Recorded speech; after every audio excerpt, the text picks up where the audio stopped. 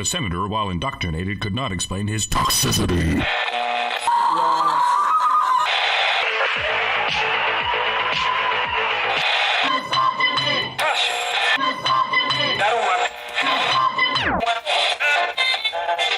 You should not listen. Hello, everybody, and welcome to Honey Badger Radio. My name is Brian, and I'm here with the boss, Alison. And this is HBR Debate number 9. A Reverend, an Incel, a Feminist, and a TradCon walk into a bar. Where we basically look at and respond to, debates, discussions, or sort of roundtable talks around gender issues, feminism, men's issues, whatever. And we kind of just give our perspective on it. So welcome, Alison, and thanks for coming on with me. Yeah, sorry for dropping you there for a few seconds. I'm just doing I see my business in the background here. Oh, so that's all right. So actually, why don't I just if you guys want to meet us, we're going to be in the International Conference on Men's Issues in Chicago, August 16th, 17th, and 18th. It's not quite in Chicago. It's actually in Rosemont, very close to the O'Hare Airport. Yeah. There are going to be a lot of great speakers there, including Sargon, Count Dankula, Mr. Reagan. Mr. Reagan. Yeah. Mr. Reagan. So Suave, Robbie Suave, Paul Elam, Yep. Karen Strawn. Yep. So big names from the men's rights community, Yeah. big names from the I guess they're no longer the skeptosphere. Well, they're just kind of like the that side of YouTube that is either anti-feminist or critical of feminism. Let's put it that way. Or at the very least, they have an interest in being left alone from left-wing authoritarianism. But we have a lot of guys from Comicsgate, that are going to be there. I got Micah Curtis. We got Just Some Guy. We got the Hat Man. Ben Dunn, who I interviewed on Monday, is looking into coming. We have Elon, the guy that owns eGuard Watch Company. He's hopefully going to show up. Vernaculus is coming. There's just lots of people. Philip Davies is going to be there. Mike Buchanan's going to be there. The British Badger Bells, Natty and Elizabeth Hobson are going to be there. So, yeah. And maybe we should have a milkshaking booth. $10, you just throw a milkshake. We'll have a clown dressed up in a UKIP uniform or something. Just throw a milkshake on. All right. Yeah. So if that sounds like it's interesting, and of course it does, icmy.info. You can go there, put it into your web browser thingamabob, and hit enter, and you will be there. All right. So what have you brought for us today? So I brought something that is going to be a little bit more laid back. I mean, there's probably some value we can get out of this. Hold on, I got to turn off this phone. I apologize. I needed to use it to know when the delivery guy was coming, and he was late. And that's weird. Those Thai people, they're never late. But I don't know if that's a racial stereotype. But anyway. Oh my God, I think we're gonna get shut down for that one there, Brian. Well, I'm just saying, this Thai restaurant is they're super fast, and this time they weren't. I mean, a woman was driving this time, so that might have something to do with it. But anyway, so this clip or this episode, we're going to be looking at a video from Reverend Jesse Lee Peterson's show, The Fallen State.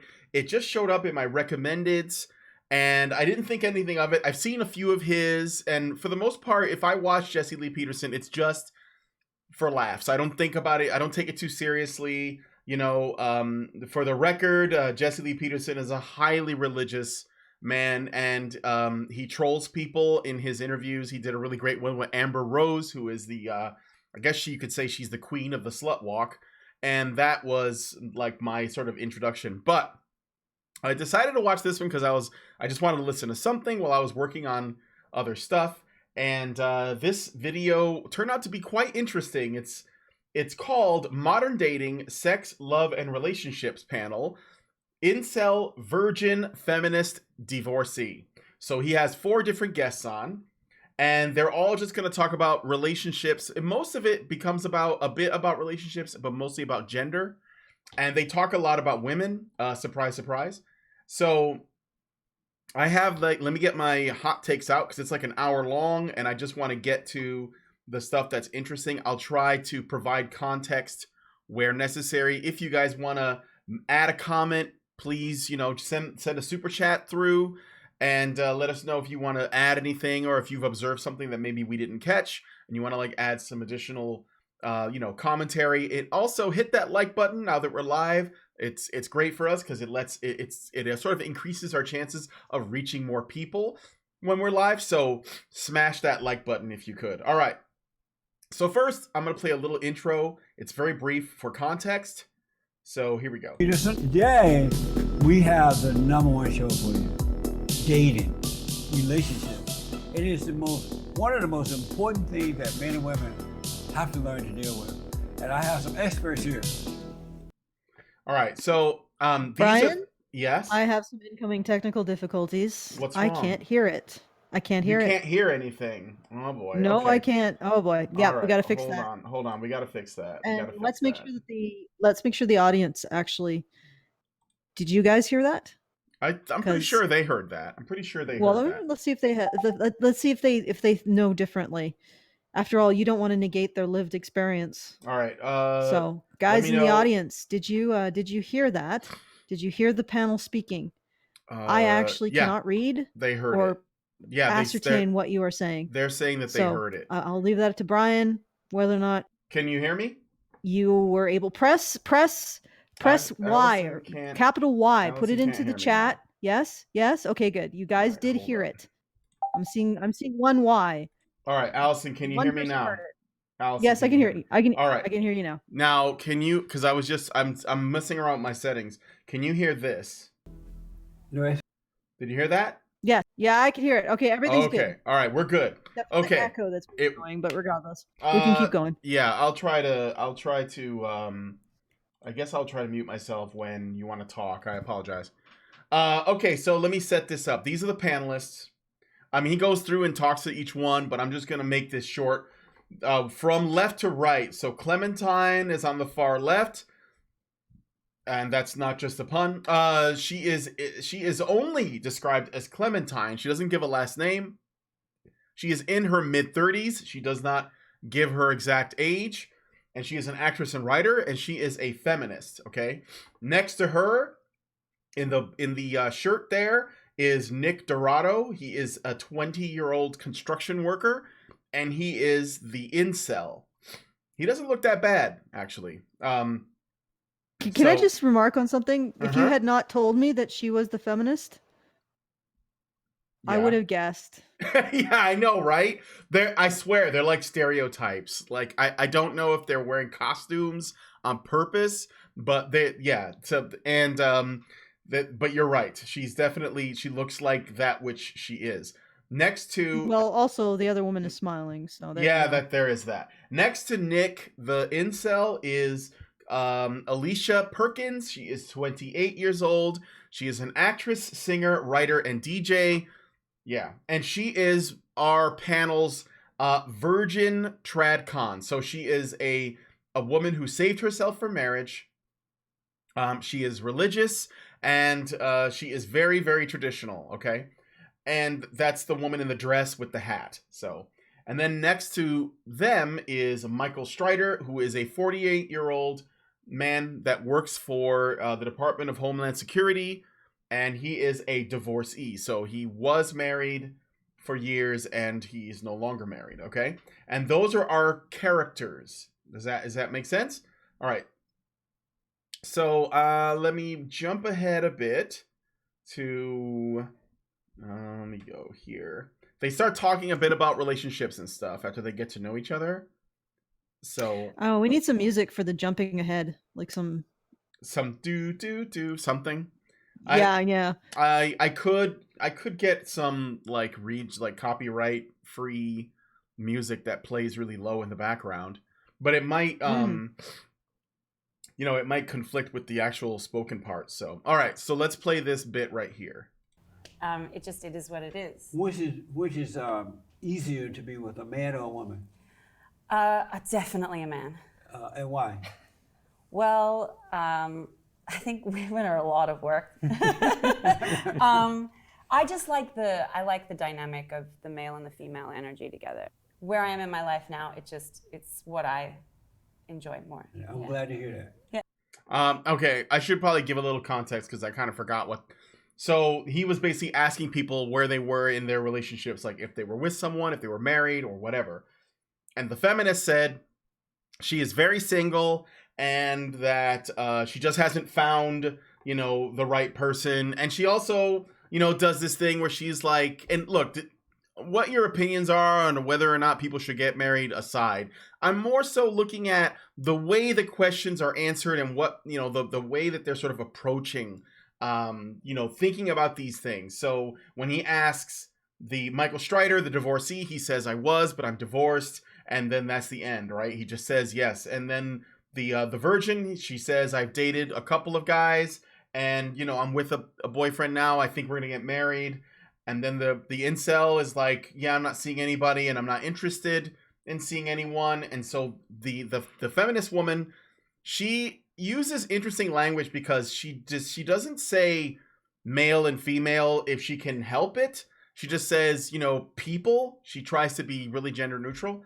But when Jesse Lee Peterson pins her down and says, because she said, I've dated women, but I just, wasn't for me. I decided it wasn't for me. He asked which one is more trouble, and she says it's women. So just I thought that was just an interesting comment, but this is not really the best bit. I just wanted to share that. So, all right. Before we keep going, Alison, is there anything you want to say or? I'll give her props for acknowledging that women are extremely difficult in relationships and extremely demanding.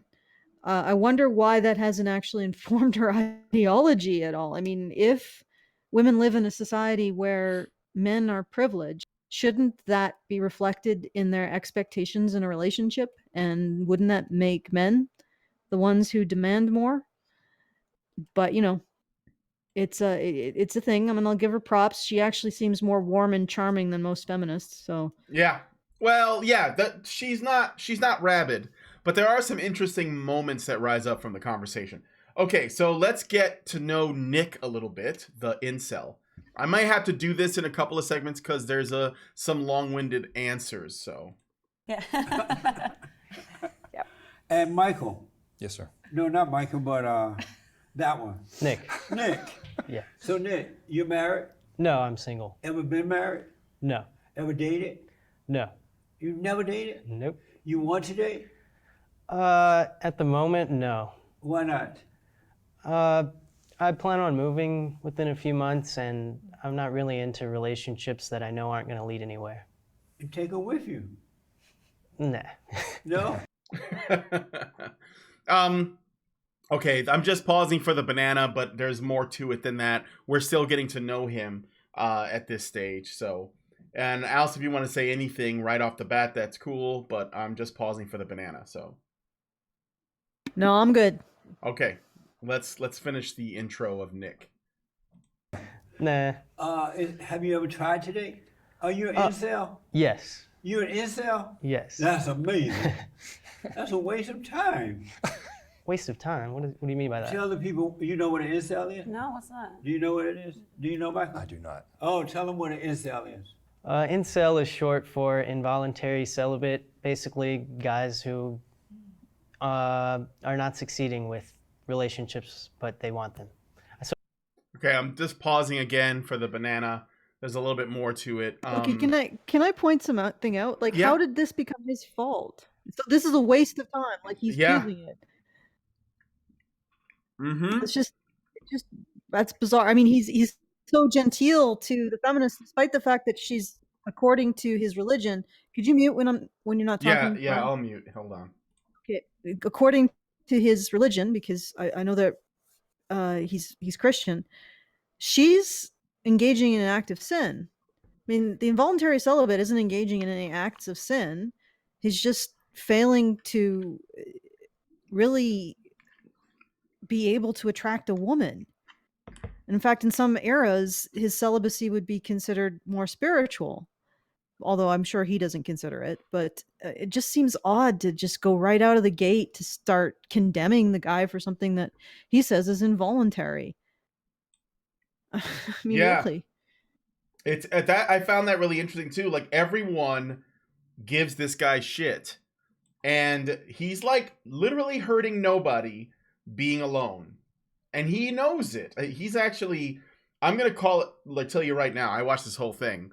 This dude is the most based dude on the panel. If you don't love the incel by the end of this video, you're gonna have to explain why.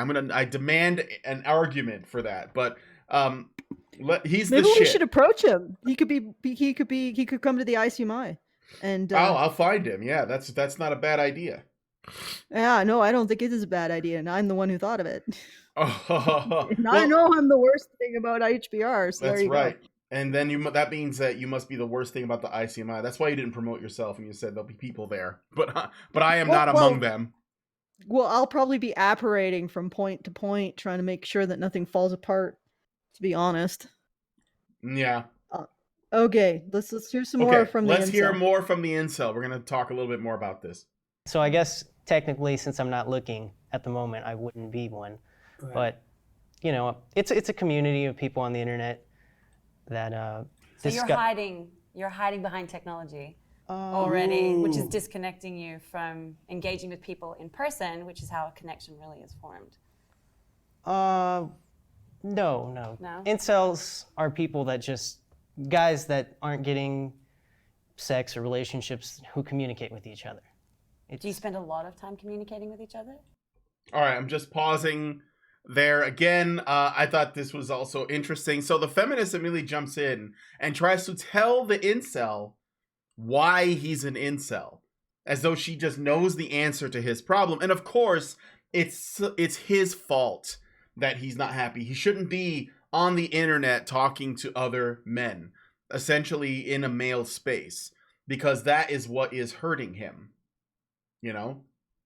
And I thought that was an interesting direction for her to go, if, you know, an unsurprising one. Well, okay, but she's got the causality mixed up here. He's not in this male space talking to other men who are also having difficulty attracting a woman, or are completely unable to make themselves attractive to a woman. And incidentally, I'm a little boggled how the feminist on this panel is somehow in relationships and the incel isn't, because, you know, it's the image is sort of blurry on my screen, but judging from, you know, the physical presentation and also his personality, the incel of all of them so far, if I were to choose one to go home with, it would be the incel so far, because he has actually fielded several disrespectful statements with calmness, and he's not even getting defensive. And the thing is that, again, she's got the causality reversed here. They aren't there. Like this incel forum doesn't spring up, suck in young men, and then cause them to not be able to have relationships with women. I mean, there isn't some sort of dark elder god entity on the internet that just sucks young men into it via their screens and forces them to be celibate. Young men who are forced into celibacy because they don't seem to be able to become attractive to women, go on the internet and talk about their plight because they want to be attractive to women and they don't know how, and it's frustrating, and in many cases it's angering, especially when young men are told one story about how to become attractive to women and it turns out to be completely and utter bullshit. Okay. Yeah. So proceed, Brian. Yep. So for the record, I believe that the reason why the feminist gets relationships is because she is a woman and men are not. She can attract men because by virtue of just being a woman, and the fact that she is, by her admission, pretty promiscuous. She's easy. So I think that is another reason. But on top of that, though, she hasn't been able to find a permanent relationship. She hasn't been able to find anything stable. She hasn't been happy with a partner enough to stay with them. And she kind of uses this logic of, well, why is it important that everyone find the one anyway, as a means to explain why she is kind of alone. Now, the incel guy. I'm sorry. Go ahead. Just a question: does the incel guy ever turn to her and start analyzing why she doesn't have a partner? No, he doesn't. He doesn't bring it up, but Jesse Lee Peterson does. The incel guy's pretty introverted. I would say that based on what I saw from this video, if the incel guy has anything going against him, one is that he does come across as really introverted, and when he does say what he feels on this interview, but he doesn't speak a whole lot. And on the other side of it is, I think he's short, which I think is what his, maybe that's the reason why he's having trouble with women. So, why isn't shortness considered like, I don't want to say a disability, but I mean, there's lots of discrimination against short men. So why isn't like, it just occurred to me, like, I mean, once again, right out of the gate, the Reverend is blaming him for, that's a waste of time. Why aren't you out there having women? And it's like, well, because I can't. Well, if it's because he's short, he's not like he can do much about that. Anyway, let's continue. Okay, let's continue. Let me see. We're going to continue the incel discussion here. How did you find out about that group? What? Go ahead, Alison. Oh, no, I didn't have anything to say, although I did think something very loudly. Perhaps you picked up on it. How did you find that group? Okay, could you sort of back off? Want me to? Oh, the TradCon? Woman. Like not even the. Was that the TradCon? Like what is with that was these two women? That was the TradCon. Yeah. Why are they being so interrogating? Like, is that even any of your business? How did you find this group? What do you talk about in it? Like, did you know that you're with all a bunch of men, which is probably why you're scum? Like, what's with that? I know I'm exaggerating a bit, but these pointed questions are a little bit. No, I think that I had the same thought because again, see, everyone else's situation when it was talked about, it was over and done with, Oh, I was married, then I got divorced, and here I am. Oh, I'm a virgin, I'm saving myself for the right person, and I'm seeing someone now. Oh, I'm a feminist, I've had lots of partners, including women. And that was it. The only person that was asking more sort of pointed questions about them for each one of those was Jesse Lee Peterson. He was like, oh, that's amazing. I didn't know that, whatever. But with the incel guy, the two women want to know, they want to understand this more. It's like they don't like that there is a man that is not trying to, get involved in this rat race because he's, at this point, he's a little bit more on the MGTOW end because he said, I'm not looking for anyone right now because I'm going to be moving soon and there's no point in starting a relationship. So that tells me that either he's sort of convinced himself that that's what's best despite his desires, or that he's basically made a conscious and logical decision to say, well, I'm not going to look for relationships right now because I'm not going to be here very long and there's no point in doing that, which also tells us that it's not about sex, because if it was about sex he could just go get it, right? And he even says this later, but I don't want to give too many spoilers out. So all right. So anyway, let's continue. So yeah, what is really fascinating about this video is the feminist response is what you think it is. It's obvious, but the TradCon woman response is also very interesting because they both become this guy's enemy in their own way, which lets us know how, let's say, and I mean, I know there are people that are probably going to disagree with this, but there isn't that much difference between them. They both want men to serve them. They just have different, rules to that game. So, all right. So let's continue with the incel discussion. And of course, Alice, if you want to say it, and just start talking, and I'll mute myself. Yep. Like I said, I'm also doing some work in the background here. I know I shouldn't be doing that, but I am because I have a lot of work to get done. All right. Continue. All right, let's go. Sorry. No problem. How did I find out? Have fun. It's just it's kind of a popular community that a lot of buzz is going on due to media attention because they like to blow out of proportion a few incels that went went crazy and have committed some attacks. All right. So he just is explaining how he found the incel community. They don't follow up on that at all. In terms of like the attacks. Of course, we've talked about them. Them being incel doesn't have a lot to do with it. I mean, them being incel is a well, actually, the only one we know for sure that it has any relevance to is Elliot Rodger. And as far as I know, Elliot Rodger wasn't on the incel forums. He was on the PUA hate forums, which are different boards that are for people who, you know, are PUAs that like it didn't work out for them or whatever, and they have resentment towards PUAs. But that has nothing to do with what Elliot Rodger did either. That has, in fact, more of it has to do with the abuse he suffered at the hands of his stepmom and the absence of his biological dad, and all of that culminated with him being separated from his biological mother. That made him into a kind of, you know, incel, lonely guy. And he may have had troubles already, you know, before that even started. So we're looking at, it's like looking at, to say that Elliot Rodger is an example of incel violence is essentially looking at two symptoms and taking one and making it the cause for the other.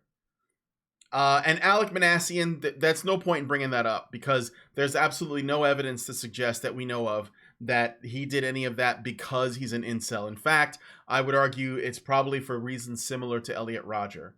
You know, he's a disenfranchised man that likely suffered some abuse, was on medication or something, and it led him to do this self-destructive behavior. And of course, if you're that kind of person, you're probably also going to be lonely. So, you know, it's like they're connected, but not in the way that the media wants us to believe. Have you seen the New York Times? I think it was New York Times article on incels doing surgery to look like Chads, and the sinister tone. Like, oh my, how dare they? These despicable, unpleasant women haters are making themselves into Chads through surgery. I was like reading this and I was like, okay. And I did a reversal too. It was on Twitter. You have to wade through all of the drama over my Memorial Day tweets, but I did reverse the genders. And I said in my tweet,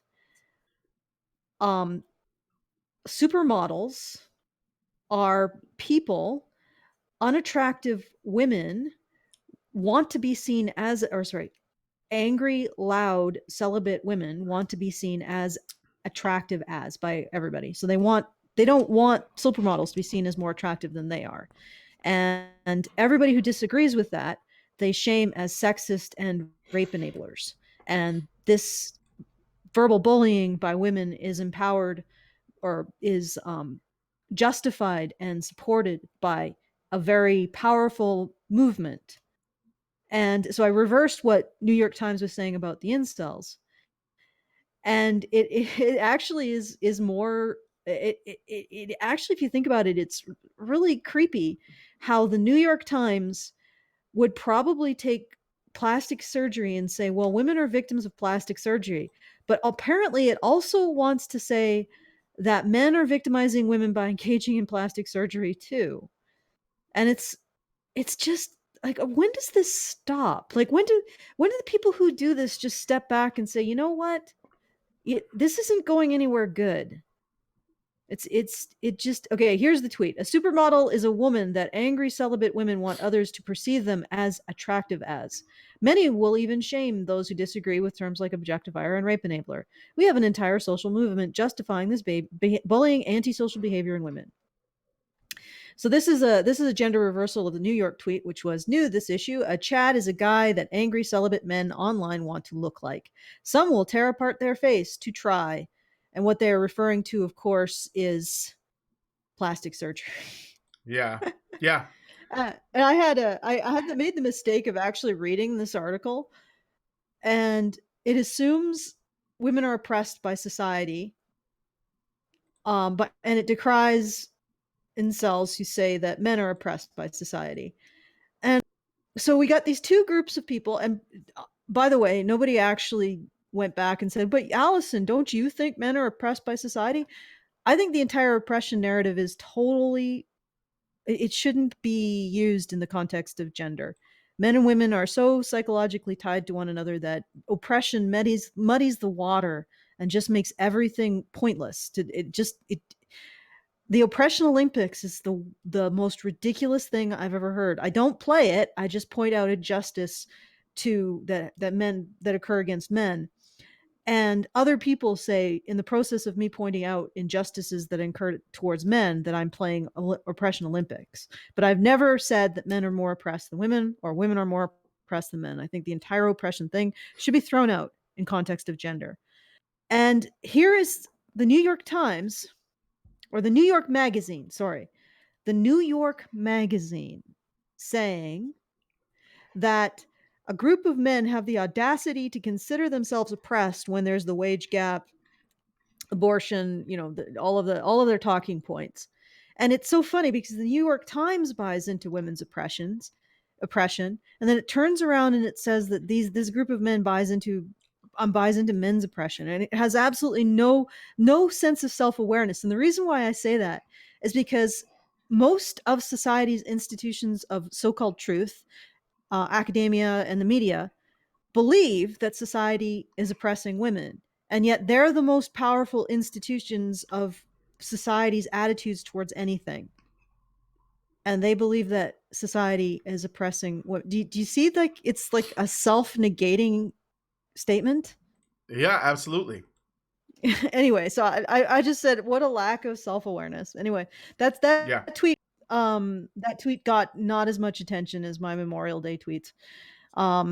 So you might have to dig a bit to find it. Yeah, that's a story for another time. But the other thing that I noticed from this is I think it's interesting because men who are unsuccessful with women, men who are unsuccessful are they get the least amount of compassion and sympathy in society. I've noticed that. And this incel, everyone, whether they're either disgusted by him or they pity him tremendously, but they just don't see him as one of them. They have made him other already. Now, there's no like blatant attacks that happen, but the way that they treat what he says and where he sits, and his beliefs about relationships, which are pretty red-pilled, I might add, they don't like it. And I think it's it has to do with that lack of compassion that I was talking about. It's like, and this goes for everyone. Jesse Lee, like, they bring up, and I don't have it as a hot take because it's only a brief thing, but someone brings up homeless men, and they bring it up. It's the TradCon woman brings it up as a way to say, to sort of like counteract Jesse Lee Peterson's statement that, men are emotionally, physically, and mentally stronger than women. Because Jesse Lee Peterson is very religious, very traditionalist. He believes in the natural order, and that's just what he believes, right? And so he makes that statement, and this TradCon woman tries to counter him because she doesn't like what he's saying that by saying, well, why are there so many homeless men, and why are women graduating from college more? But she doesn't do this and I think that that's unfair, so therefore it should change, but rather, doesn't this disprove what you are asserting, that men are stronger than women, right? And then, so she's already, for God's sake. Wait, Isn't she's that already, annoying? yes, but she's already dunking on homeless guys to make a point about women, and this is not the feminist. This is the TradCon woman. And Jesse Lee Peterson says, oh, but those men are weak. Those aren't men. So you see, it's not just feminists that do that. It's everyone that does that. Because they don't like the idea of men that are not doing their due diligence. They are not doing their duty, essentially, of being successful. So this is the reason why when feminists talk about power structures and they talk about oppression, they're always looking upwards. They're always looking at the men above them or at their level. They never look at the men below them. Those men are subhuman. They are not worthy of their attention. And what they're doing isn't really new. They just have more disdain for men as a group than, say more traditional people do, where they will just see men as they have to be, a part of the system, if they're not participating in it and they're not doing well, and they're not doing at a level that we think is like what was considered standard, and they become homeless or whatever, we'll help them, but we're going to consider them to be a burden on us. And women won't find them attractive no matter where they are politically. And it seems to me that is more along the lines of the norm. So Alison, go ahead. All I can say is that if they are going to fail to help men reach their maximum potential, and I mean this towards Jesse Lee Peterson as well as the TradCon woman and the feminist woman, and I guess the divorcees just sort of hanging out there in the right. But if they're, as a society, if we are going to fail to help men achieve their maximum potential, and the very bare minimum of helping men achieve their maximum potential is to give them social incentives in terms of an identity that are consistent and clear. Because that's what men enjoyed generations ago. They had a consistent and clear identity and set of expectations. Now, if a man achieves, he's a patriarchal oppressor. If he fails to achieve, he's a horrible incel. No matter what men do, they're destroying women. Men breathe, women are destroyed. Apparently, when men talk, women are destroyed. It's just, there's no space for men to stand anymore. And if you can't do the bare minimum of at least giving men a clear understanding of the goals and what they're expected to embody, then you deserve, my friends, you deserve the social destruction that will result. Because every society has to be able to harness young men to the work of producing that, or a work of supporting and creating society, because they are the most productive members of every single society on earth. The most productive and the most willing to sacrifice for the preservation and maintenance of that society. If you cannot support them in doing this, if you cannot give them clear goals, a clear identity, you deserve the death of your society. You deserve it. And it's up to everybody else other than the 18 to 35, 18 to maybe 45 men who are the most productive. Everybody else is responsible for helping them know who they are, how they can help us, how they can be productive.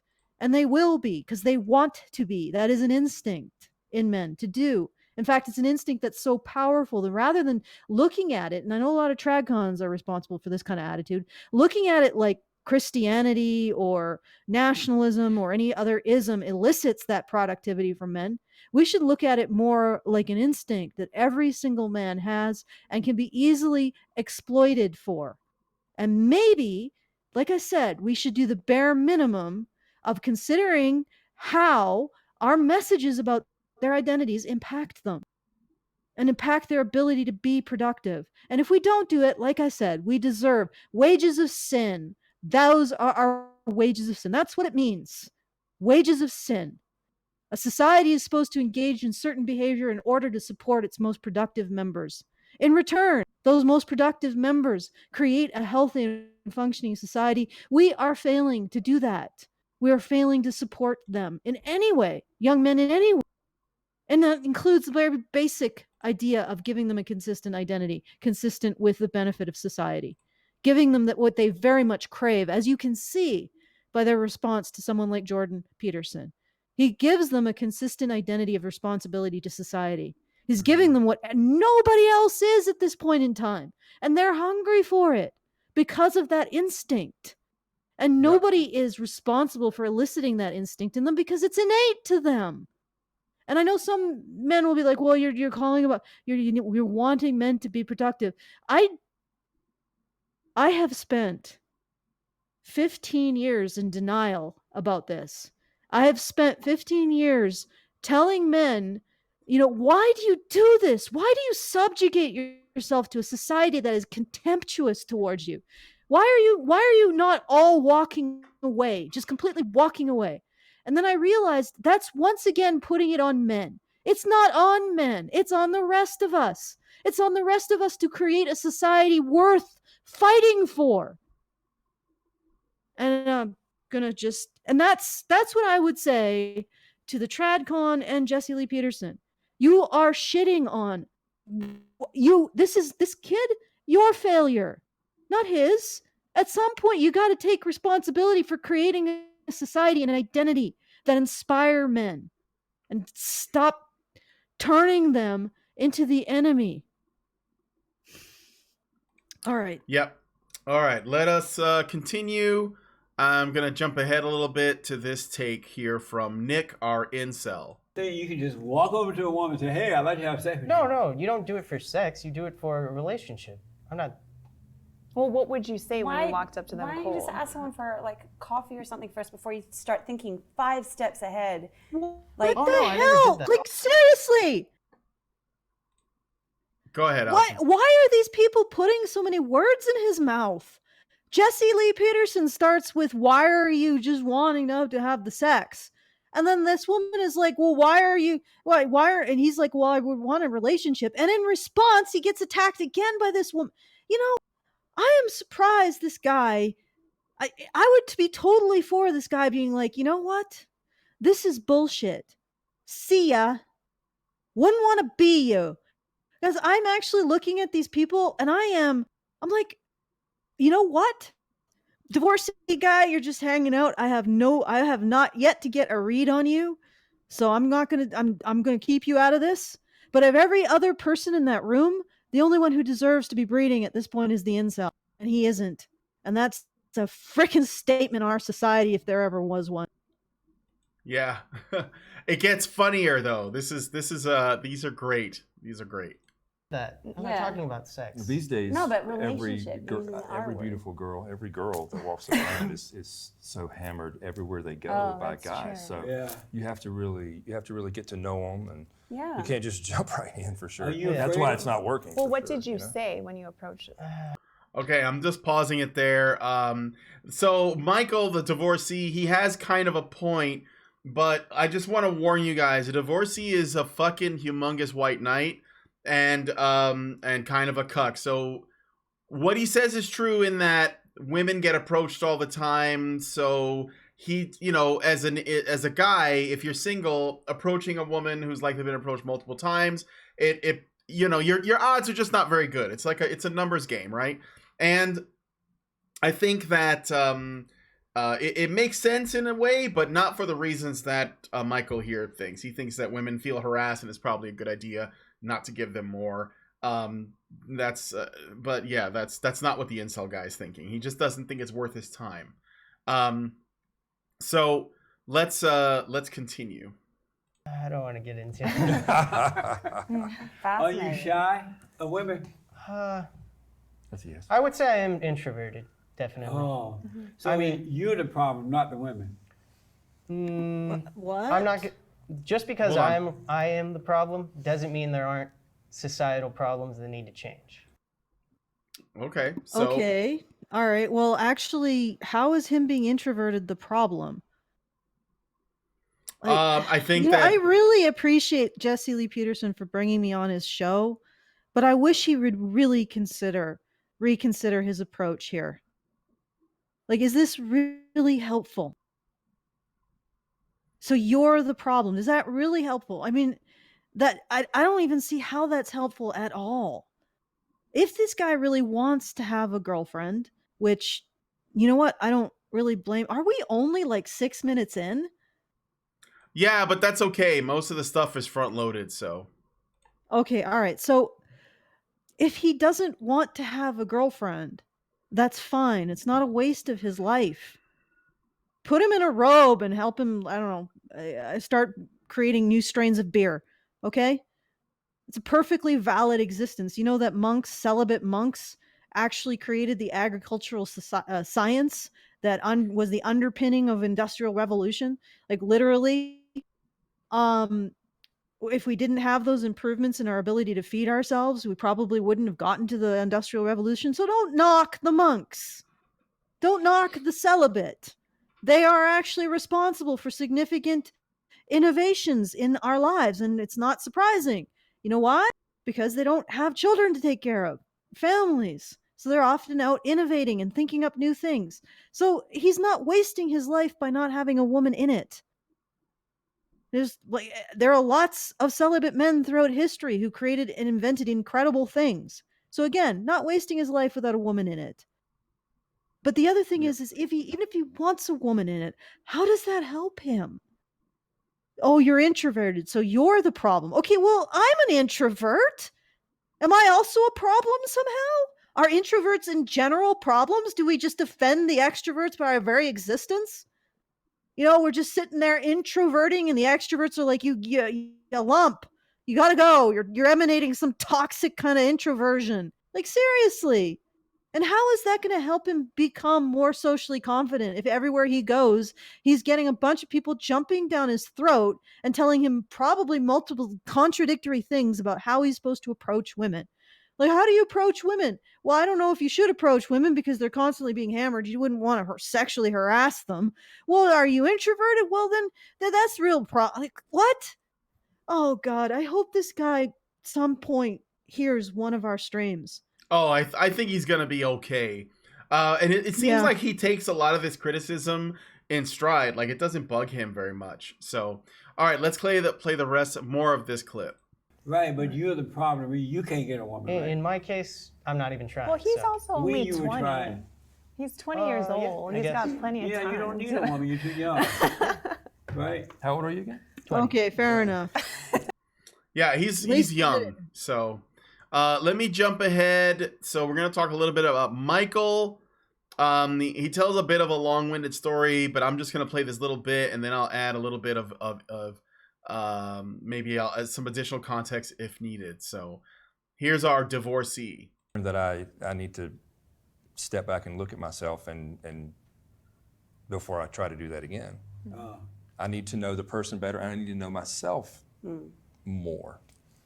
Because I don't put it on her. She had an affair and she got pregnant. But still. Why, she was married to you? Yes, sir. Amazing. That's amazing. Isn't that amazing? But I look at it as, I didn't get upset. When she told me about it, I didn't get upset with her. I looked at it as, what is it that I did that pushed her away? What the fuck? God. Well, I can tell you one thing. You don't actually regard her as a human being.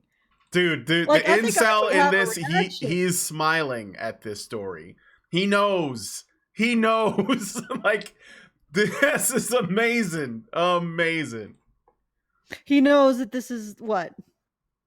Well, he knows, like, this guy's wife. Okay, so the story goes, his first wife was, he lived with her for 2 years. He married her, and then they were married for 4 years or 6 years. I can't remember exactly. And then they got a divorce because she didn't feel loved by him, so she slept with other men, got pregnant with another guy, and then they got a divorce. Now, what this guy claims is that what happened was he didn't feel like he was in a real relationship because he was more of in a nurturer role because this woman had epilepsy and he was kind of like a caregiver, right? Because he was taking care of her to make sure that she didn't like go into epileptic shock or whatever, which he says she would do in her sleep. And so he was like doing that, and it kind of like, I guess it made him get a little bit of what they call caregiver fatigue, which in turn caused her to cheat on him and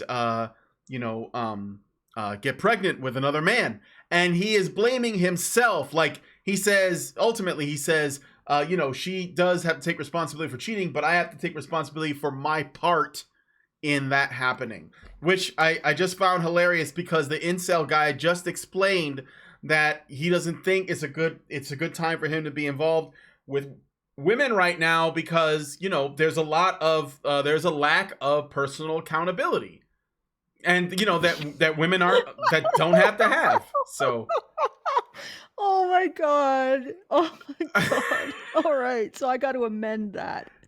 The incel is the only person on this panel who should be breeding. I tell you, based and red-pilled incel.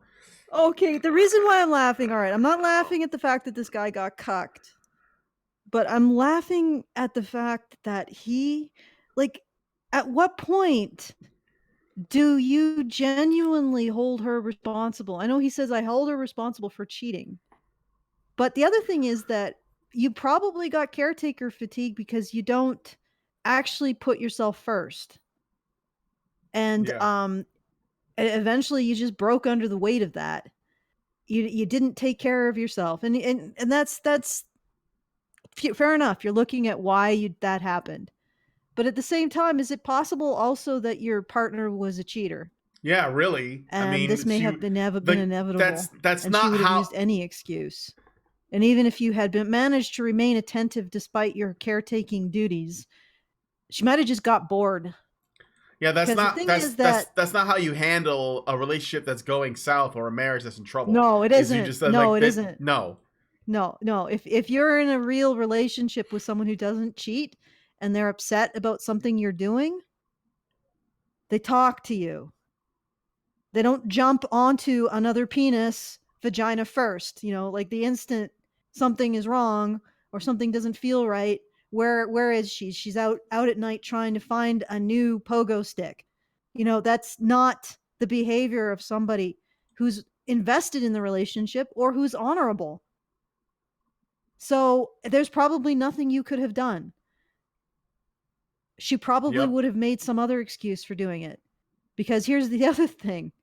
Relationships can get boring once the heightened emotions wear off. And that's when people are inclined to cheat. And if she's using your fatigue as an excuse, she would most certainly use her boredom as one as well. Her boredom with you as one as well. In fact, she would be bored with you, but she would probably be using something else as an excuse.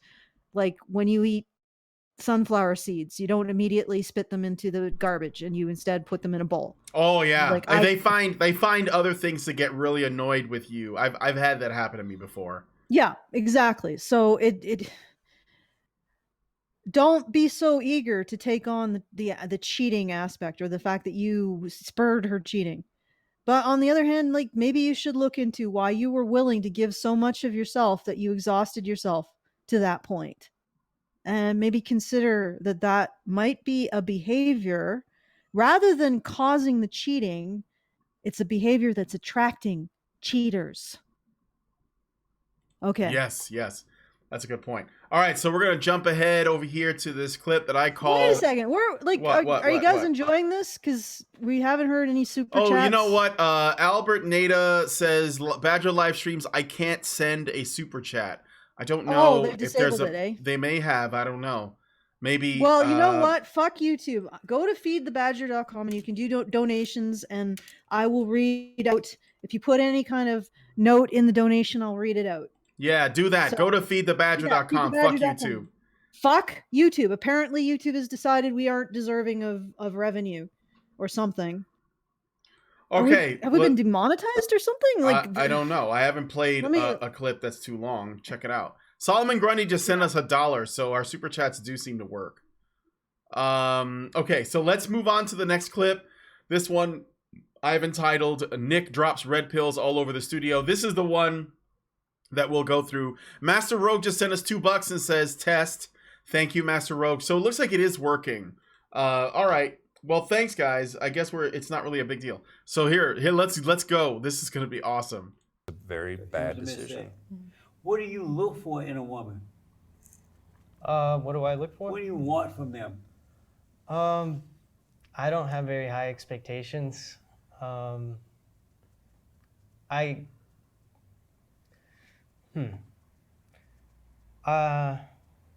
aware that a lot of women today sleep around a lot, and I'm aware of what the problems of that are. They don't make for stable wives. Okay, I'm just pausing there for the banana. He's still explaining his point. Now, the woman next to him is the TradCon woman. She doesn't have a problem with any of this because she's a virgin and she's saving herself. So she probably agrees with this sentiment that a lot of women sleep around and that he doesn't want to involve himself with those kinds of women. But let's pay attention as this unfolds a little bit more. So few sexual partners, somebody that I can, basically all I want is that I'm able to tolerate being around them. I'm not expecting to have tons of fun. I'm not looking for Okay, pausing there. He says, basically, I just want to be able to tolerate being around them. Now, that's not intended as an insult per se, but he's being a little bit trolly and funny, right? But these women don't, like, the feminist immediately gets upset. Okay, so let me go back a teeny bit. What God forbid that he have a woman he can tolerate. I mean, those male expectations. Yeah, that's asking a lot. You entitled that's bastard. A lot. Okay. And I'm not looking for a friend. Wait, can I ask you a question? Yeah. Do you like women? I don't know. Oh my God! You're gorgeous. You're so precious. Oh my God. I mean, you're right. That is a little trolling. It's like, can I argue with that? He's like, I don't know, and but is that an untrue statement? Do you like women? I don't know. Depends on the woman, doesn't it? I mean, that's not a lie. Like, his shrug. He's like, and look at how he's looking at her. Is there a problem? Is there a problem, miss? Oh my God, this guy is great. Look at that is the most shit-eating grin I've ever seen. I know it is. I'm not so sure he's genuinely an incel. I think he just got into here. Yeah, right. Oh man, but okay. You know what? Maybe women are so fucking like. Maybe I'm different, like a different generation, because this guy is like, yeah, this is the kind of guy I'd like to get to know better. Maybe women of this generation are just that bad and just that lacking in any kind of taste. Okay. All right, let's go. So then, I mean, if you don't like women, then don't think that you have to be with one just because that's what's expected by society. Now, remember, this guy is choosing not to be with any women right now, and this feminist is giving him advice. This woman, by the way, who can't find a man, is giving him advice on like what he should be doing since he doesn't like women. Although he didn't say he didn't like them. He said, I don't know. But go ahead. Yeah, Alison. well, but here's the thing. She's also saying, well, that's okay, which is fine.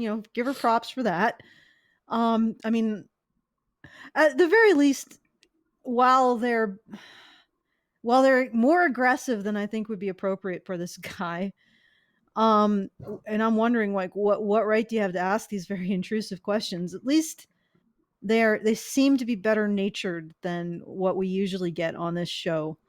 So, I mean, give her props for the fact that she's saying, well, if you don't like women, then you don't really need to be with one. But he's already said he's not looking, so he doesn't really need to know that. Okay, I think he's fine with it. I do think that she's trying to suggest that maybe he should just date men instead. It's like this thing that feminists do when men say, that they're having trouble with women, or that they don't like women, or that they criticize women. They always say, oh, what are you, gay? And it's weird because it's like, they supposedly care about, defending gay people from homophobia, but they act in a way that is kind of homophobic because they suggest that straight men that are choosy or have standards or criticize women, they must be gay. They must have problems with women, and they must favor men. So it could be that too. But let's continue. You don't like women. I don't think a woman's going to want to be with you knowing that you don't really like her. But you're tolerating her. I mean, these are very strong words that you're using. Trying to control his all language. Right, I get it. I take it all back. Yeah. He's trying to say something, like, first of all, he's on the spot. Second of all, he's trying to say something, like the bare minimum of what he wants is he wants to be able to tolerate a woman that he can find tolerable. Like, do you want him to be with somebody he doesn't find tolerable? Like, and furthermore, is every woman tolerable?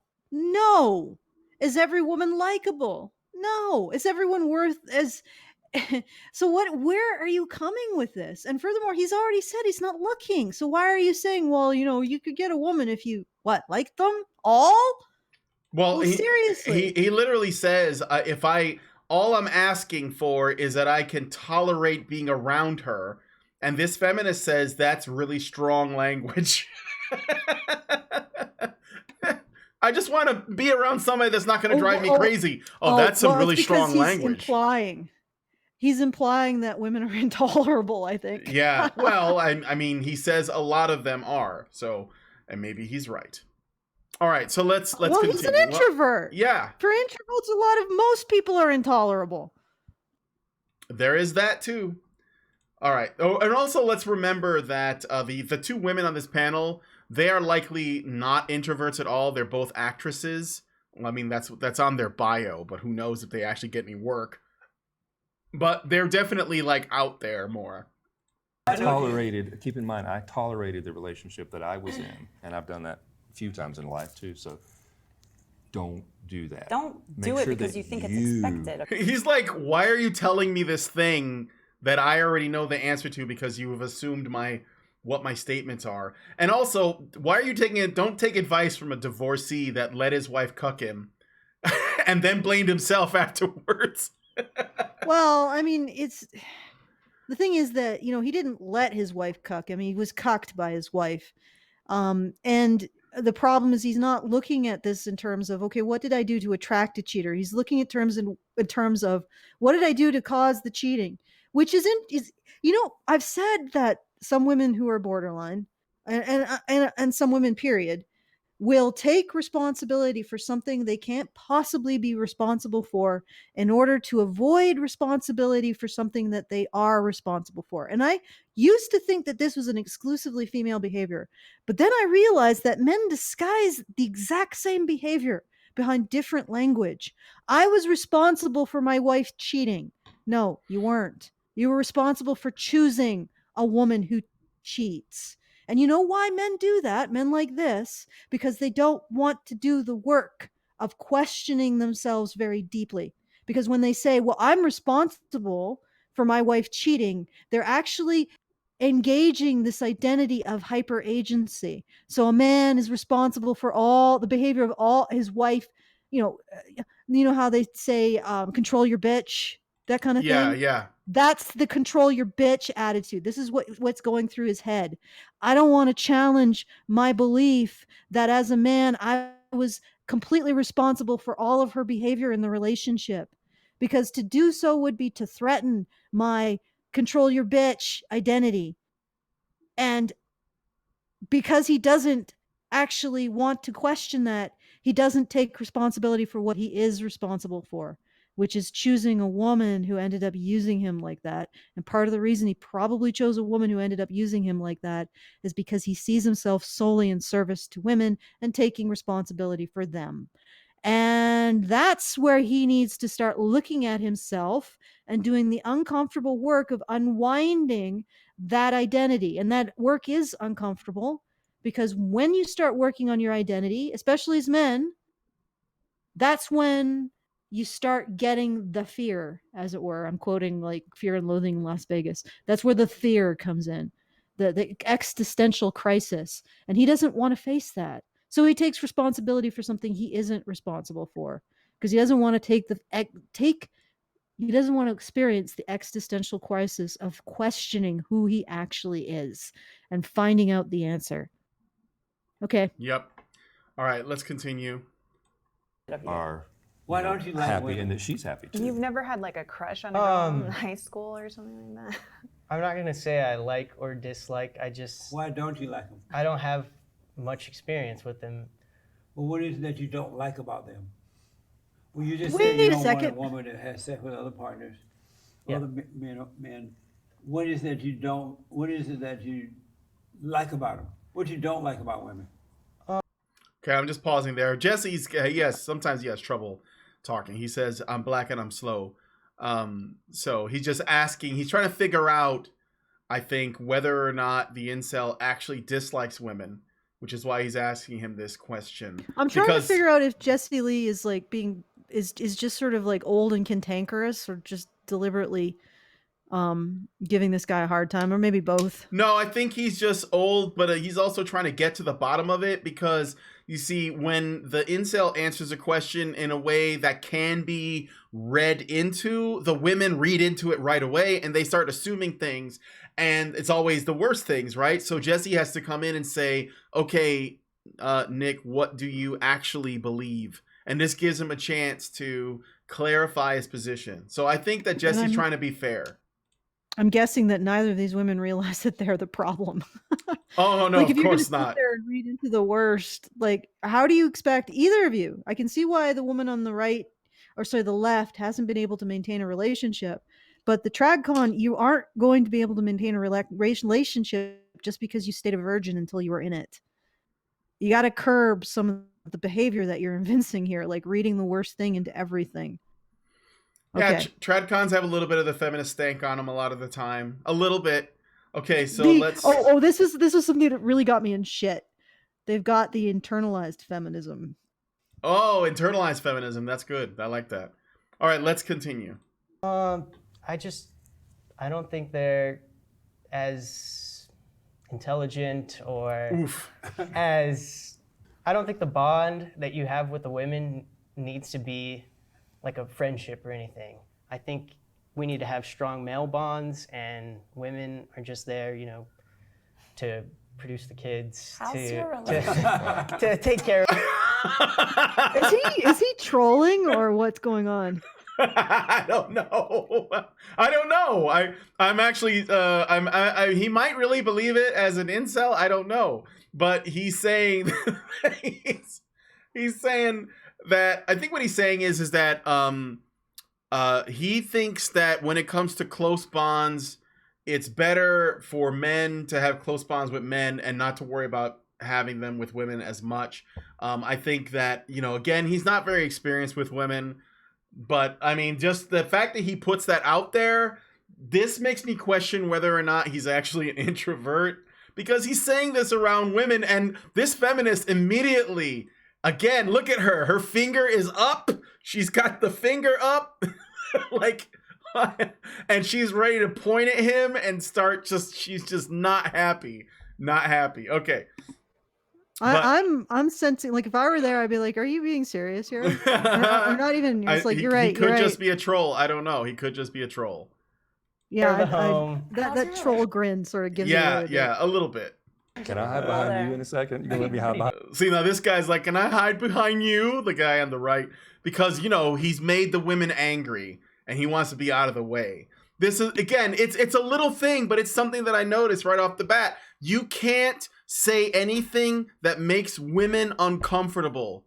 Like you're not allowed to do that. And so this guy said something that makes these women uncomfortable, and this other guy is ready to hide behind Jesse Lee Peterson because this dude has done the unthinkable when he said, I don't think women are as intelligent, and that, you know, men and women can't really, like he said, you can't form really strong bonds with women or something like that. Yeah, and they're becoming aggressive and hostile. In particular, they're demonstrating why. Like, seriously. Yes. Can't you just either roll with the troll or just, you know, agree and amplify? Yeah. Oh yes, you're right. Women are only important for giving birth to babies, and you guys should have the strong male bonds, like in ancient Greece. That's probably would be the perfect venue. But, you know, it's I don't know how to. I actually don't know where to go with that. Like, I know. I mean, it's just like, okay, that's fair. That's your opinion. Like, you don't have to like women, and you don't have to regard them as useful to you. Yeah. Like, it's not a necessity for every man to be like the divorcee. You know, it's not necessary for him to want to be around women or to regard them as having any worth aside from having children. Although that doesn't seem to be, didn't he say before that he wanted to be friends and have a relationship? He said he wanted a relationship from a woman. He didn't say anything about friends. But he also he also was explicit, like, look, I'm not looking just for sex. I'm looking for something more. Now, of course, if he's never been with a woman before, then he may find after he's had experience that, you know, it is possible to form a friendship like bond, maybe something stronger than that or whatever. But I wouldn't tell him that what he believes now is verboten, because I don't know this guy. Like, I like, it's just, everyone's got to have their journey. He's only 20 years old.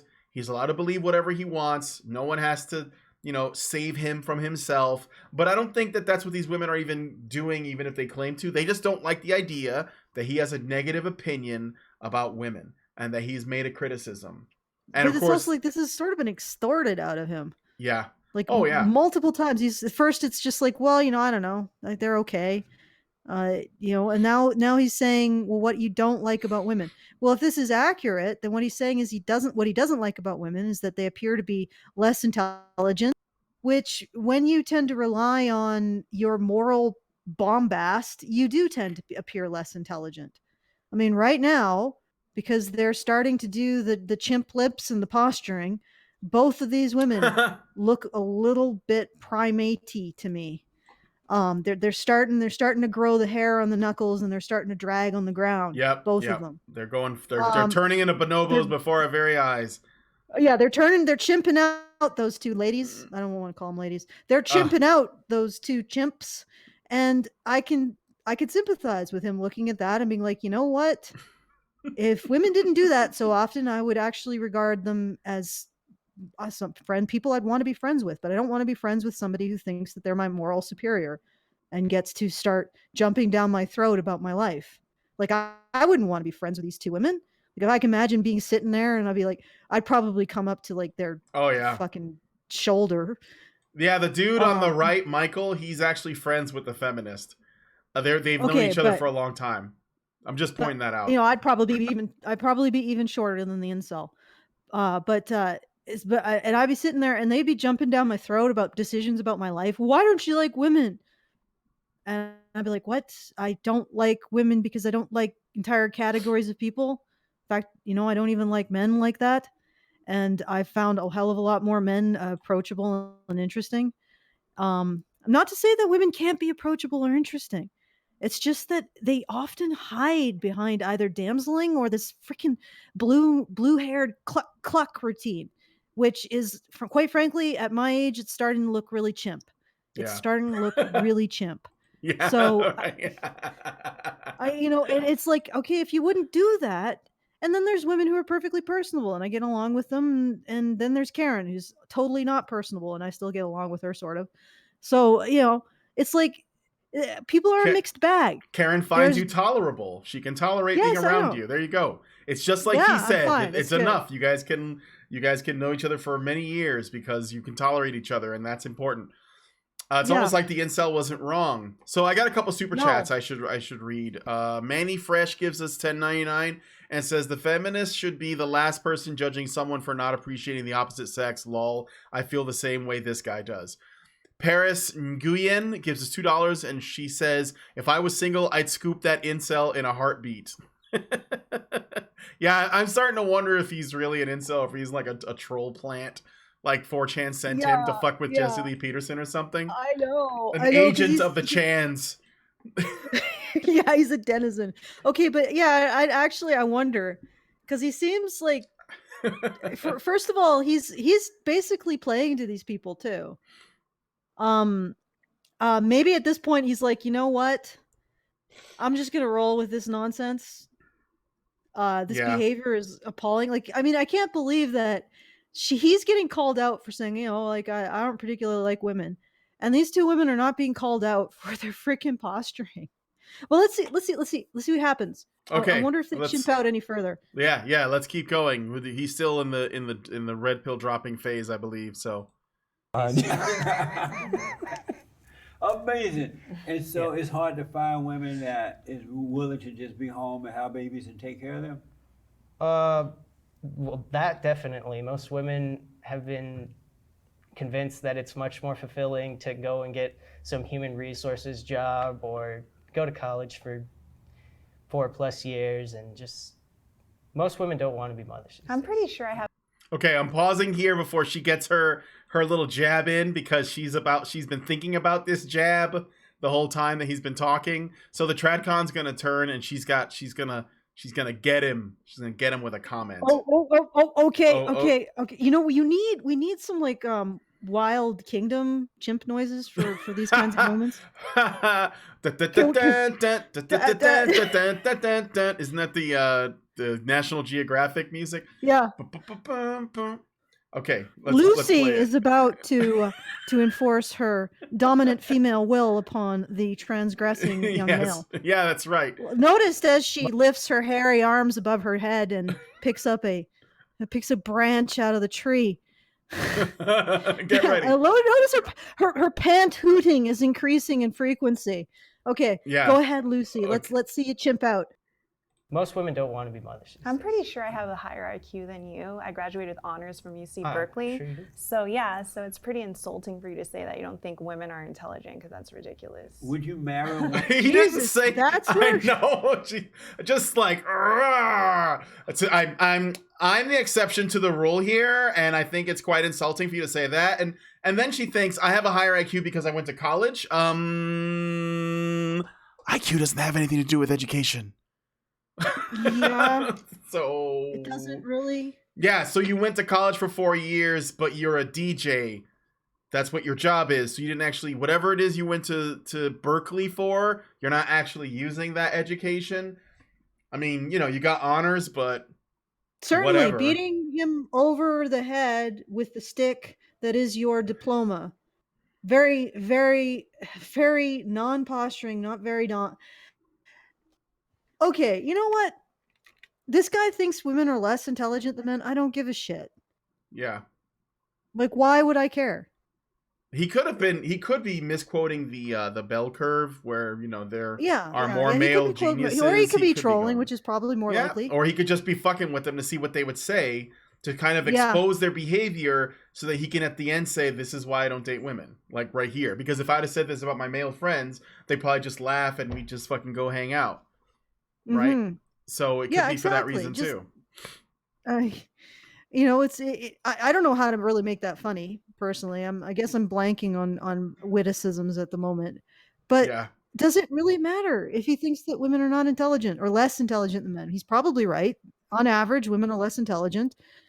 It's actually a lie to say that the average intelligence of a woman is equal to the average intelligence of a man. It isn't true.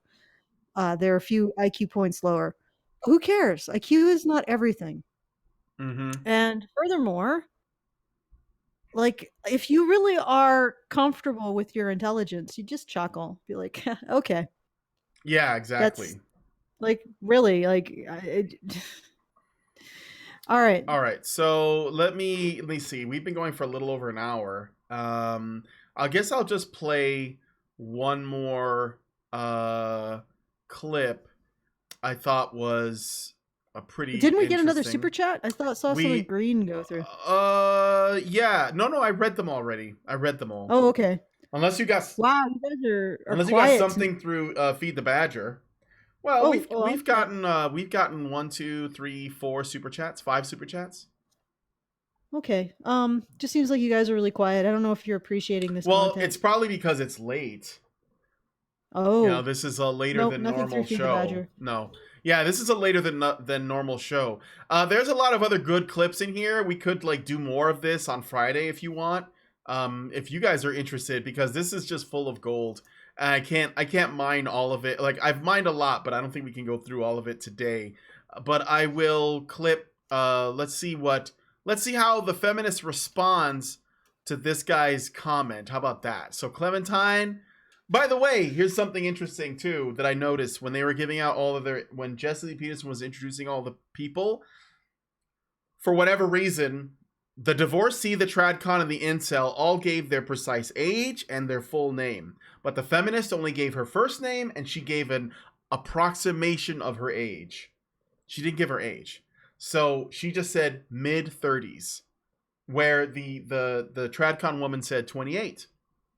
I just thought that was an interesting detail. And she didn't give her last name. She just gave her first name, Clementine. I don't know why that is. Maybe she was worried about getting doxxed or something. I don't know. All right, Clementine, what do you think about that? Woman with that went to Berkeley has a degree. Probably not. And why not? It'd be too competitive for him. Yeah, I would want somebody that's lower IQ than me. Oh, okay. What do you think about that? It's like they all know she's not going to be thrilled, so they're all laughing uncomfortably. How did I guess he was I mean, gonna ask that question? I'm already the black sheep here in many ways. I don't think so, lady. Yeah. I'm pretty sure the incel's the black sheep here. Oh, absolutely. I mean, these other people all believe in a lot of feminist dogma, even if they don't call themselves feminists. I mean, they absolutely do. You would be horrified if you knew the life that I've lived. I am the biggest victim, and I'm even a victim of sitting on this panel. That's why I'm the black sheep here, guys. Sexually and otherwise. What do you mean by that? I mean, I got almost 20 years on this guy. So hearing the way that he's talking, it hurts my heart for him, because somewhere in your development, which is questionable, someone's planted this seed to tell you or to make you think that A, women are inferior, which, my love, we are not.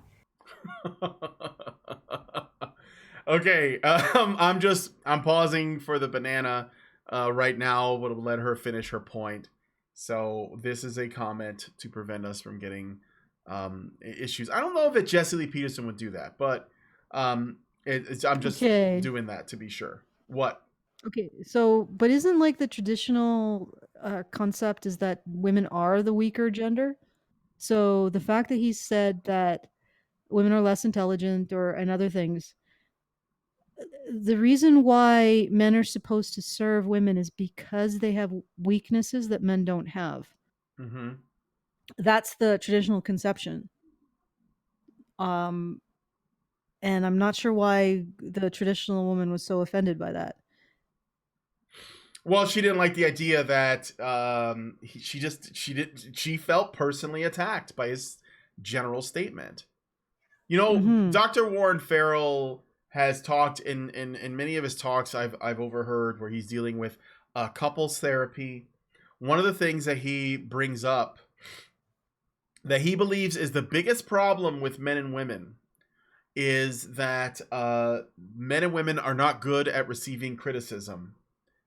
And I think that, and I don't want to pretend to be more knowledgeable on this stuff than Warren Farrell, but from what I've observed, so, you know, take that for what it is, with a grain of salt, I suppose. It seems to me that men are pretty good at taking criticism, but women are not so good at it. It's not all, but you know, what I've noticed is when a man makes a statement around his experiences with women in general, or even a woman makes a statement about women in general, other women are ready to take offense and basically prove themselves to be the exception, because they see themselves as like they have more of a likelihood to see themselves as part of a collective of women, whereas men, they don't want to be the exception. They want women to be respected as a whole. Yes. You know, when I just actually realized, it just clued in. Okay, if he says women are less intelligent than men, I'll just say challenge accepted. Yeah. Challenge accepted. Exactly. And you know what? He doesn't seem, like I said, she said, I probably have a higher IQ than you because this, and this. And he didn't take it personal. He said, yeah, you probably do. And he just left it at that. And then he said, well, you and I probably wouldn't work out because I'd like a girl that's got that's at my level. And I think that he knows, because he says this later, we're not going to be able to go through all of it. He says this later that, you know, if women don't have men that are at their level, they will leave them. Yeah. They'll lose interest. That's very common. So, you know, he's at that, he's just being real. He's the realest motherfucker on the panel. So that's probably why that guy was. It's probably one of the reasons why it increased the likelihood or the speed at which the cheater cheated on him. Yeah. Because she started to feel contempt for him by how servile he was being, and it was necessary for him to be that servile because she had an illness, but she didn't seem to be able to stop and think. Presumably, this is just my assumption. Stop and say to herself, "Well, why is he behaving in this way?" before reacting to lose interest in him. Yeah. Anyway, so like, you don't have to take these things personally, and frankly, I'd actually rather be around women who didn't. Just challenge accepted, dude. Challenge accepted. Yep. All right, let's play the rest of this bit. B, we're supposed to be less intelligent than you, which means your pool is going to be pretty empty. And the fact that you think you're thinking. Ow! Yeah, she's throwing shade at him. Basically, she can't help but to try to make him feel small because, you know, he's an incel and therefore he insulted women, supposedly. Yeah. Even though it's an accurate statement to say that women, I mean, they're not greatly less intelligent than men. It's only a couple IQ points, but statistically, yes, slightly less intelligent. Yeah. It's probably irrelevant in day to day. But because he made that statement, a general statement about women, even though he acknowledges that this woman over here is probably more intelligent than he is, she is getting really personal with the insults. Yep. Just going into the ad homs. And I like how, notice the body language on the other two. The TradCon woman's got her arms crossed like, mm-hmm. And this guy is just like, dude, I'm glad I'm over here. Like, he's just out of the line of fire. He's just like, I'm trying to apparate into the freaking background here. Please don't notice me. I know the predators are out. And they're looking for blood. He's just like, he's like one of those camouflage, prey. He's just like, I'm sinking into the bush now. Yep. Let them not notice me. It's so funny because they're actually demonstrating why it can be very difficult for men to be friends with women or even have a relationship with them, because they so want to dominate everything morally. I mean, this guy started in with this after how many minutes of listening to them make very intrusive personal questions and assumptions about him, and then pry about, oh, do you hate women? And keep prying even after you said, no, I don't know. All right. Yeah. And I'm not even sure if this guy isn't trolling them. I don't know. I think he could. I think he could legit be. Thank you, Galvanazi, for subscribing. I think he could legit be an incel, but I think he's also like, he was asked to come on and he's just like, I don't give a shit. Sure. Like, whatever. Let's have fun with it.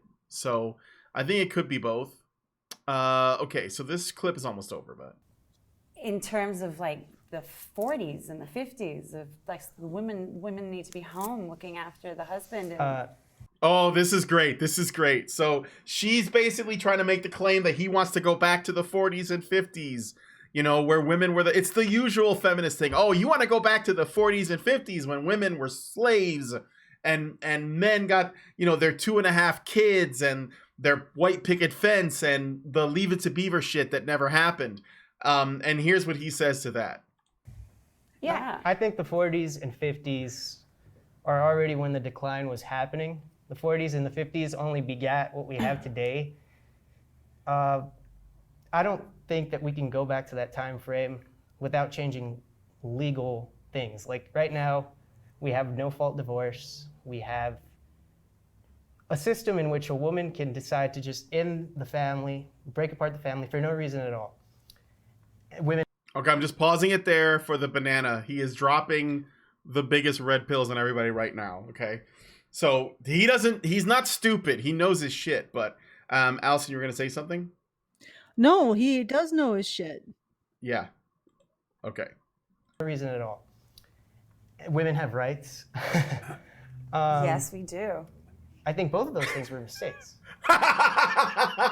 What did he say? He said, women have rights, and the woman was like, yes, we do. And he says, I think both of those things were mistakes. And he's oh, Jesus Christ. Oh, my fucking God. Edgy boy. Yeah, look at his, again, with the troll smile.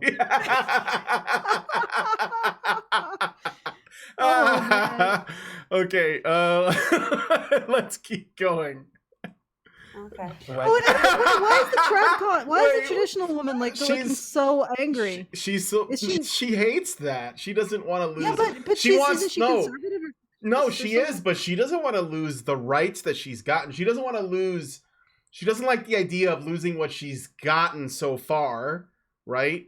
She's a feminist in that she likes feminism up until now. She likes all the good stuff of feminism that she thinks feminism did that fits into her worldview that she believes feminism is responsible for. So she's gonna take what she likes and then leave the rest. Okay, I'm gonna go back a teeny bit, but go ahead. Go ahead. Well, I was gonna say that let's hear him out. Let's hear what he has to say. All right, Agent Smith gives us $5 Australian and says that IQ bell curve stat is based on kids 11 to 13. That's significant because puberty boosts IQ and girls reach it earlier, biasing the stats. Thank you, Agent Smith. 6. Okay. The right to vote. Oh yeah, so he says they are both mistakes, and the feminist goes, okay. Like she just does not. She doesn't want to be too ragey, but she's not thrilled. 6. Okay. The right to vote. No fault divorce. Liberation. I'm so shocked hearing this. What do you think about that? Well, I mean, obviously we were raised differently. I was raised in a different time. Is he right in what he said? Okay, No. all right, but he said general liberation isn't a specific right, so let's just No, he said the handle vote. that. He said the vote. The vote? Yes. He said the vote and no fault divorce. Yes. Okay. The vote is an extremely contentious issue. However, I would argue that giving women the right to vote without some kind of corresponding responsibility to the state was an injustice done to men. Mm-hmm. And you can't, like, the thing is that there is no argument against that. When you give one group of people the right to vote, but no responsibility to the state, and the other group of people the right to vote, but a responsibility to the state, you create two classes of citizen, and it's not equality. Yep. And the more that I think about it, like the level of expectation of sacrifice that society expects of men is unbelievable. And it doesn't expect the same of women. And yet women are allowed to have an equal say in society. And that is actually mind-bogglingly bad. Yeah. So he's right.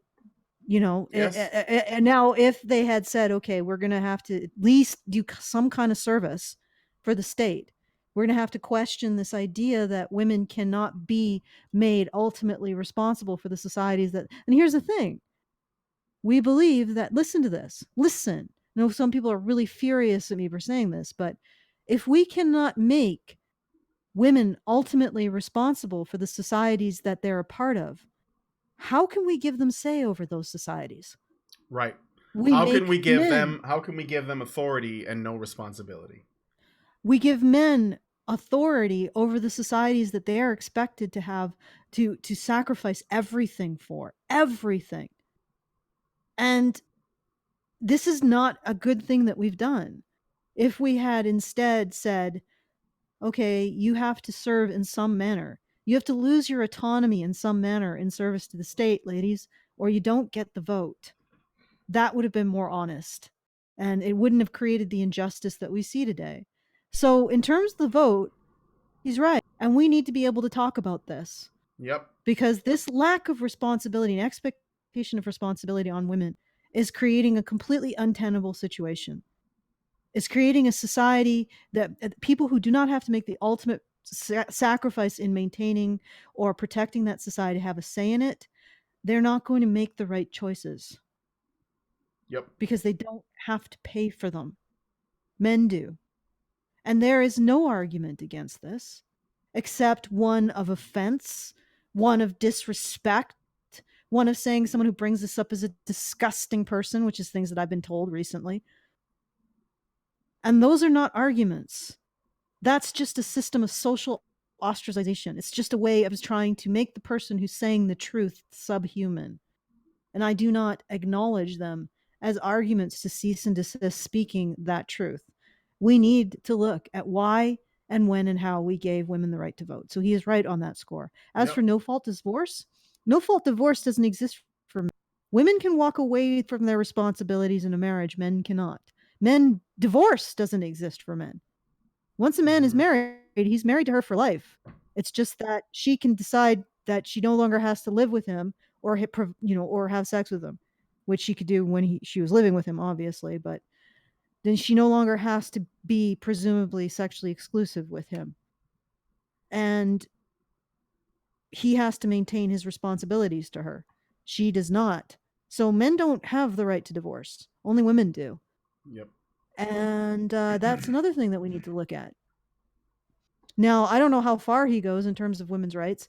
I know a lot of the young men that I talk about who tend to be more red-pilled don't seem to have a damn clue about history. They think that feminism is accurate and women had no rights like 100 years ago or 500 years ago or 2,000 years They ago. were It's like, chattel, no, literally that chattel. they were chattel. No, no. No. And Yeah. somehow that was a utopia because they were literally chattel. And I blame the feminists for this because they've so distorted the ideas about history and they've so inflated this idea that there was some, I don't know, utopia for men in the past. What do you think young men like this are going to say? Oh yeah. They're parroting your nonsense back at them. Okay. All right. Let us continue. I'm just playing this last clip and we're done. Maybe we can do a part 2 because I love this show. It was just so much fun. Why not? I mean, I think that we should all be. That's where a lot of our issues from today are coming from, because women have obviously been put down and put into a lesser category and stuff like that. I think that we should be on the very same plane, the very same level, and they should have the same things that we should have. Alicia, because if not, you're going to have problems. Okay, pause it there. That's I just showing the contrast. Notice the TradCon woman has a face. I don't know what that face is, but yeah. So this is Michael the divorcee saying women have been put down and throughout history, and we should have equality. And he's not necessarily the feminist on the panel, but he's serving them well. Let's put it that way. So he won't really. He won't even consider what this dude said and what the other dude said, what Nick said, the incel, the Chad virgin, I guess, and the virgin divorcee. Yeah, he won't even consider what he said. He just is like, no, I believe women should be equal and that they should have all the rights and they have been treated as inferior all throughout history. And so, therefore, I am a good man. Please pat me on the head and give me cookies. So. Yeah, and he basically believes, and this is the great irony of all this. He ironically doesn't realize this is what he's doing, but he's doing it.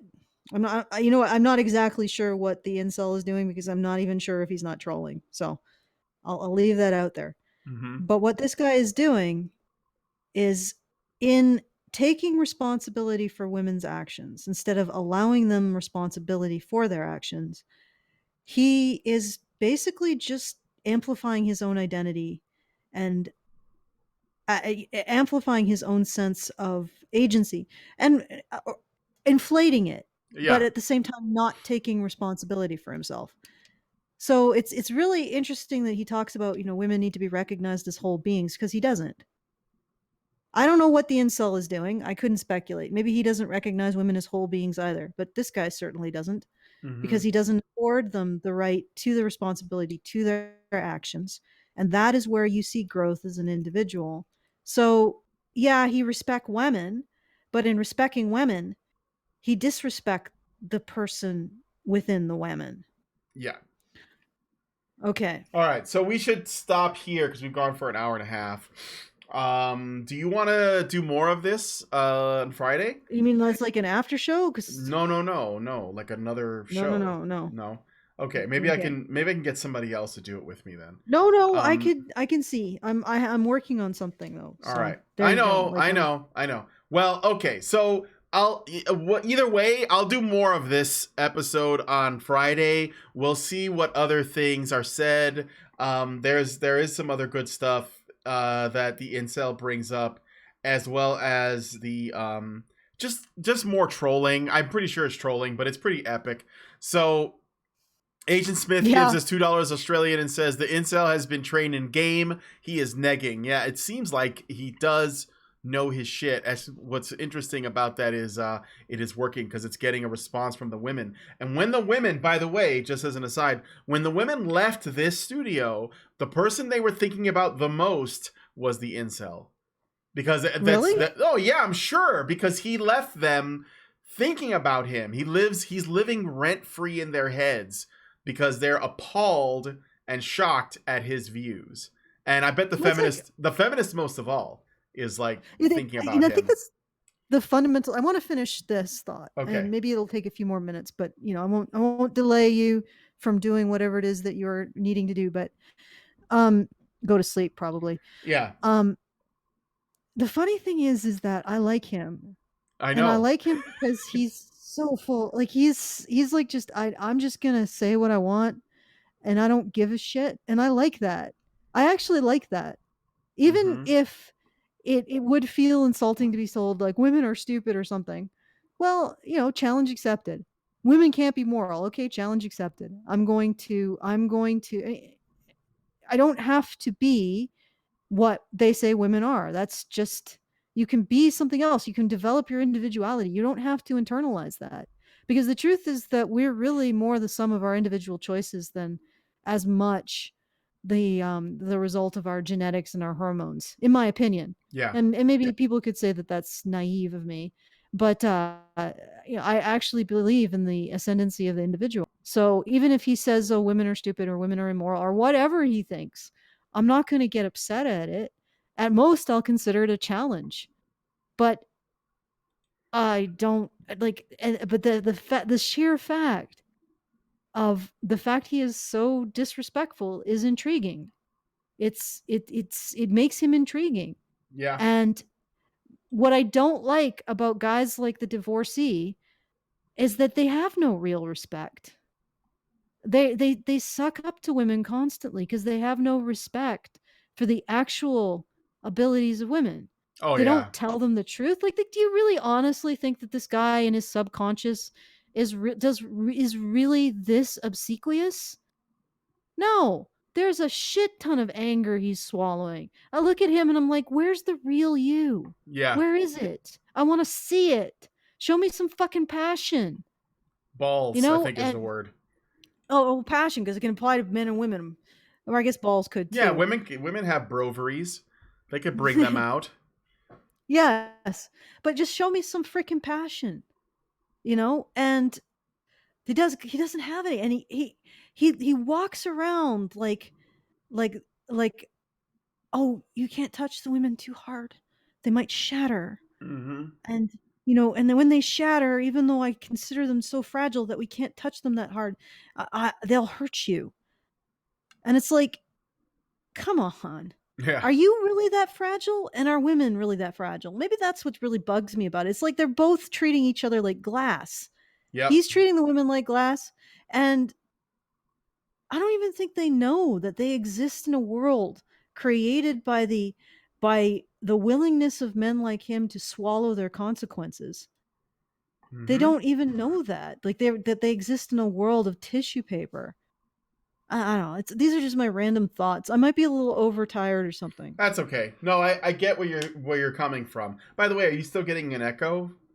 No, actually I'm not. Oh, okay, good. It solved itself somehow. Fucking, I will never understand to Discord. All right. So we're gonna wrap it up here. If I can get Alison on for Friday, we'll resume. If not, maybe I'll do something with Lauren. I don't know if she'll be around because I think that she's doing something or something else. I don't know, but I'd like to keep going on this. So if you guys like this video and you do want to see the rest of it in like a part 2, trust me, it's a lot of fun. Leave me a comment and let me know. Either way, leave us a comment just discussing what you saw in general and what your thoughts are on all the people involved and the talking points. Okay. Yeah? I got it. Got it. What? Being around this guy is like never getting away from his fear of how I impact his identity. Really, if you think about it, right? You're talking about the divorcee? The divorcee. You can never really know what he's truly thinking because he never is himself, and you can never be yourself to him. There's never a possibility of any kind of connection because nobody's actually telling the truth. Yeah. Yes, exactly. He won't ever say what he thinks. And I think that what's interesting is the other guy doesn't care because he has nothing to lose. He doesn't want No, he doesn't. anything. He doesn't want anything from anyone at this. He doesn't even want anything from Jesse Lee Peterson. He trolls everybody. That's the greatest irony. So that's the greatest irony. The divorcee wants sex, he wants approval, and he wants it from women because they're women. So he's actually reducing women down to what he can get from them, and reducing them down to just being women. And nothing about himself he ever reveals in the presence of a woman, because all women are is a dispensary for approval and sex to him. And the other guy's like, yeah, I'm going to just let it all hang out. You'll know who I am. Yep. Because I don't care. I don't regard you as a dispensary of sex or approval. Yeah. Another reason for this could be that guy's formed all of his bonds with other men. So he talks to these people the same way he talks to his male friends. Yeah. And so he doesn't have a filter. Yeah, like I said, he could be spitballing ideas, just bouncing things off the way that men typically talk to other men. He could be talking to them the same way because he doesn't talk to women. And when the women react defensively and the men in the environment also change, with the exception of Jesse, he doesn't do that.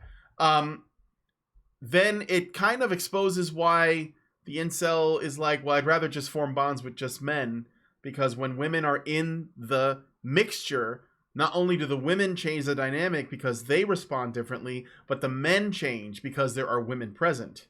And I'd rather that all of that facade was gone and we could just talk about what we think. And the only way I feel I can do that is when I'm just talking to men. It could be that's why he is also acting that way too. Well, because these women are sort of expecting that they get respect for being women. They're expecting a particular token system, right? Yeah. And he's not giving it to them. And he doesn't want to. I think actually this guy's genuinely would like a real connection with a woman. I mean, when I talk about this guy over here, the divorcee who probably sees women as dispensaries of approval and sex, so he completely reduces women down to approval and sex. And what I mean by approval is basically, I would call it like narcissistic supply for his identity. Yeah. So he takes responsibility, he serves them, but that serves his identity, which gives him a dopamine high. He's never going to be honest with a woman. You know, that might contribute to his woman having cheating on him, maybe. He's never going to be present with a woman because he's always going to be seeing women in terms of getting their approval for his identity.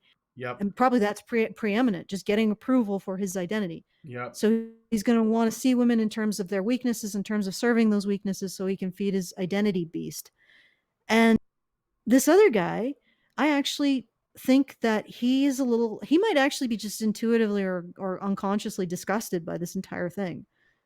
And he doesn't think that he could ever actually be with a woman who could just want a man who's present and true and honest, and isn't just obsessed with getting approval out of her. You know what I'm saying? Yeah. Absolutely. And that's a real turnoff for him. So he might actually be coming from this place of, I don't want to look at women like approval dispensaries, which would actually explain why he's so gosh darn hilariously being like, I'm gonna get your disapproval. Yeah. You know what I mean? It's like gone the other direction. I'm gonna get your disapproval, which actually, you know, how easy is it to make you guys mad? I'll make a generalization about female intelligence. Yeah. But how do I get your disapproval? Because I don't want to be this servile guy constantly reducing you down to how do I get approval out of you? But I mean, maybe he's gone totally reverse, and now he's just like, I'm going to get disapproval from women. But it's like he's done a 180, but hasn't really escaped it. Or, like I said, maybe he just is disgusted by this entire dynamic. I find it disgusting. That the men and women never really are present with each other, because men are always seeking approval and women are always trying to like shoehorn themselves into just being female and having that femaleness respected. And it's like, it's a really awkward, gross way of relating. And I can see why it would turn him off. Yeah. So those are my thoughts. Yeah, absolutely. All right. I think the divorcee is a lot less respectful to women than he actually thinks he is. Yeah, no, it's there's way more of this, so we'll get into it on Friday. So again, I'm gonna take us out. Be sure to hit like, subscribe, hit the bell for notifications, and leave us a comment on this video. Tell us what you think about this. Alison, do you want to say anything else before we? Yeah, if get you out of enjoy here? this content, please consider becoming a patron. You can do so at feedthebadger.com. There are monthly options. You can join us on after shows and in our Discord. And I might add that our Discord actually discords. So there are people actually talking in it. It's not dead. Yeah. I think you can confirm this, Brian. The main chat room is like a fire hose. Yeah, if you have Discord on like a phone or something, you need to like manage your notifications, otherwise it's going to be blowing up constantly. Yeah, like our Discord, I think actually really pushes the test case on the notification thing. Yeah, because people get in there and they're like, how do I get rid of the notifications? Because you will be getting them constantly. Anyway, so if that kind of thing, like a Discord that is actually highly active, and they're really nice people too, and you can talk to us on so feedthebadger.com, monthly options, and that's pretty much it. All right, well, like I said again, just leave us a comment and subscribe, and give this video a like one more time. Give us a like, it's really good for us. We'll see you on Friday with more of Jesse Lee Peterson's panel on modern dating, sex, love, and relationships with the Chad virgin and the virgin divorcee. So with that said, thanks for coming on Honey Badger Radio, and I'll talk to you guys on Friday. But we'll see you tomorrow for HBR Talk. All right, have a good one, everybody.